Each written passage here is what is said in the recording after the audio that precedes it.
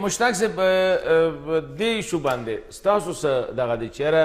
اوورسیز ته چې کوم ځکه چې په لکونو باندې پاکستانیان چې کوم دي هغه ډسنفرنچایز شي هغوی ته د ووټینګ رایټس نشته دی هغوی د ملک په دې اهم پروسس چې کوم دی الیکشن د حکومت یا د لیډرشپ چې کوم دی د هغې په چناو کې هغوی حصه نشي اخیستلی تاسو څه وایئ مولانا صاحب خو په ډېر سټریټ راغلی دی چې یاره دا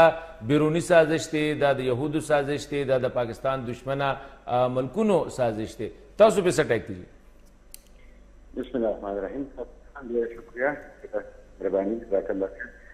معذرت کوم ستاسو پروګرام ته زه د خپلو مصروفیات په وجې راورسېدم خو د ټلیفون په لار باندې ټیک شه تھینک یو د کوم هدف پورې چې د اوورسیز پاکستانیانو ته د ووټ حق ورکول دی زموږ پارټي د دې په حق کې ده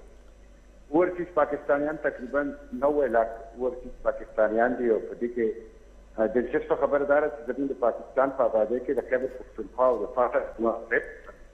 د هغې ریشو نه لویه ریشو په اوورسیز پاکستانیانو کې ګرځي ده اوورسیز پاکستان قیمتي پاکستان ته رالیږي بلکې زه وایم په خیبر پښتونخوا کې اوورسیز پاکستان د وجې زموږ د معیشت کا نظام روان دی یعنې دا خو یو وار ټیټر دی یو وار زون دی او دلته خو ختمه شوې ده دلته خو باغونه فصلونه ختم شوي دي او دلته خو کیپیټل فلایټ شوی دی سرمایه د ځینې تښتېدلې ده دلته خو کانغري ګرم دي د کور نظام روان دی د پاکستانیانو په خدمت روان دي دغه پاکستانیان زموږ محسنین دي او دغه پاکستانیان زموږ د مملکت تاسو ویلی شئ بیک بون دي دا زموږ د ملا تیر دی او دغه پاکستانیان ایکسټریم پولیټیکل وي تاسو باید یې او په حیثیت یو اینکر پرسن په حیثیت یو میډیا پرسن تاسو خبر یې چې هغوی ډېر زیات چارج پولیټیکل دي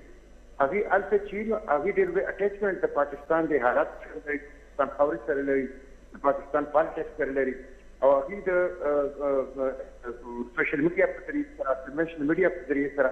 ډېر د پاکستان په ډیولپمنټس باندې پیشرفت باندې ډېر سخت نظر ساتي او ډېر انټچ دي د پاکستان پالیټکس سره زما په خیال دی د ووټ حق خو نه طریقې کار ووټ حق باندې خو ما په خیال چې اعتراض به نه طریقې کار باندې چې دا کوم اوس دا دوی وایي چې د الکترونیک سیسټم سره دې باندې اعتراض ما په خیال نعیمه صاحبه چې خبره کوم په دې طریقې کار باندې ترې چې دا هیک کیدی شي دا چې کوم دی د ملک دشمن عناصر هغوی دا استعمالوي شي دوی میکانیزم غواړي چې دا ټول وایي زما په خیال کې په دې باندې اکراس د بورډ کنسنسس دی چې ورکول ور حق پاتې دا یو ایشو دا یو مطلب دا ډیسپیوټ حل شو یو د چیز باندې کنسنسس راغی اوس جو ایشو دا ده چې د موډیلیټي سیسټم دی دا موږ په څنګه انداز کې جوړ کړو چې کوم خدشات دي شبهات دي کوم تھریټس دي کوم مسایل دي دا ترم ختم شي او فری فیر او ترانسپیرنٹ هغه الیکشن وشي هغه باندې چې دا په پولیټیکل سپیکټرم پورا کړي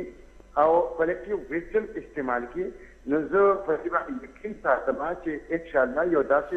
ماډل مشتاق صاحب